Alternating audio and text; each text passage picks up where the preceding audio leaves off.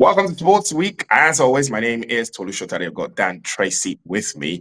Remember, this is brought to you by the guys at freetips.com. You can get all of the previews of some of the biggest matches across Europe on freetips.com. Dan, let's get into it very quickly. Liverpool against Nottingham Forest. There's a lot of talk around how Liverpool have faltered this year. The new signings haven't particularly hit the ground running. Forest under Sean Dyche looked really, really impressive since he's come back. He's almost made them really solid.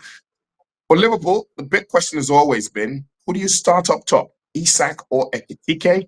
Do you go with the old guard, the likes of Andy Robertson over the likes of Milos Kerkesh, basically the nucleus of the team that won the league last year? Or do you think he'll still try to bed in the new guys who haven't particularly hit the ground running?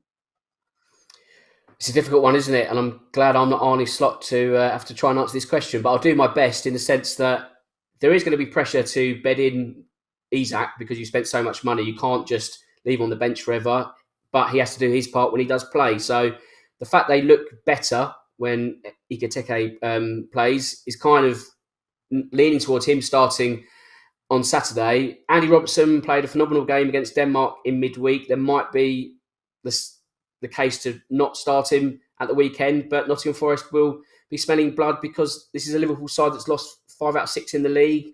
Last season, Forest took 4 points off of Liverpool. They won at Anfield and drew at the City Ground. As you say rightly, Sean Dyche has started to clean up the mess that they were in at the start of the season under both Nuno and Ange Postecoglou.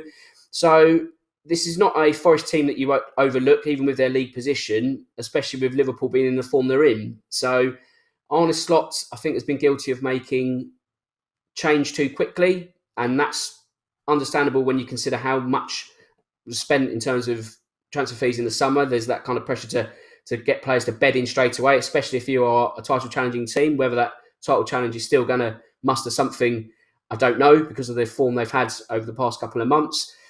But ultimately, there's going to be a point where this Liverpool team is going to evolve, but has it evolved for the better? And right now, you would say, no, it hasn't. So I think the likes of Isak and Kerkez will probably be starting on the bench on Saturday. If they can get minutes when Liverpool are in a winning position, then hopefully they can then make their own positive contributions. But if Nottingham Forest have their own rearguard action in motion and they manage to withhold Liverpool, then I don't think you have the luxury of bringing on the likes of Kerkez or Isak because you still need to go and get a winner. So it's a difficult task ahead for Liverpool.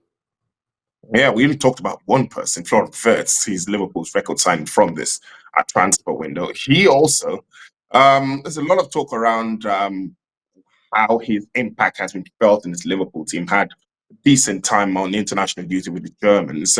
Is he one you also think should start against Forest, or you think it's one that maybe also should come off the bench? Yes, again, it's another difficult dilemma. You could go for either himself or Cody Gakpo on the left. If you look at it from a pure form perspective, I think you'd probably Do you think the left side is his preferred position, though?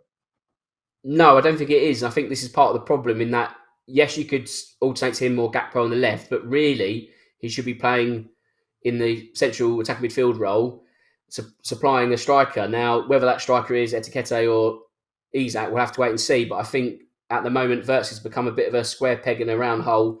You're not going to get the best out of him out wide.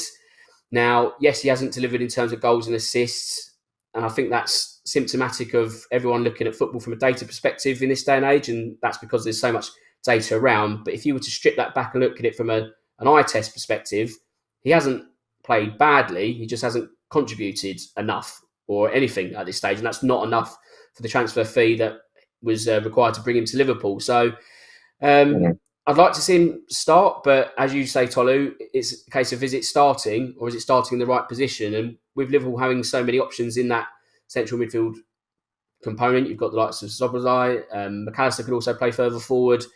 So it's difficult, isn't it? It's how do you fit in another piece into this transitional system with also Isak and Kerkez in the mould as well? I don't think Arne Slot quite knows his best 11 and his best shape, and everyone's being moved around until it finally sticks, and you don't have that luxury at the top of the Premier League. You don't really have that luxury in the Premier League at all these days. You have to work it out as quick as you can, and Liverpool aren't working it out, and teams are getting the better of them because of it. So if Nottingham Forest can work out how to frustrate them on Saturday, it could be more drop points at Anfield.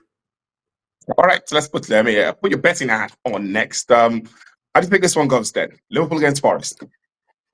I think we're going to see Sean Dyche masterclass. I think we're going to see Forest get something. So I'd say a Nottingham Forest double chance is where the value is. I think Liverpool will rightly be first, but right now I wouldn't be prepared to put my money on Liverpool. I think the more interesting angle is for Forest to come away with at least a point at the weekend. All right, thank you very much, Dan, as always. Cheers, Tolu.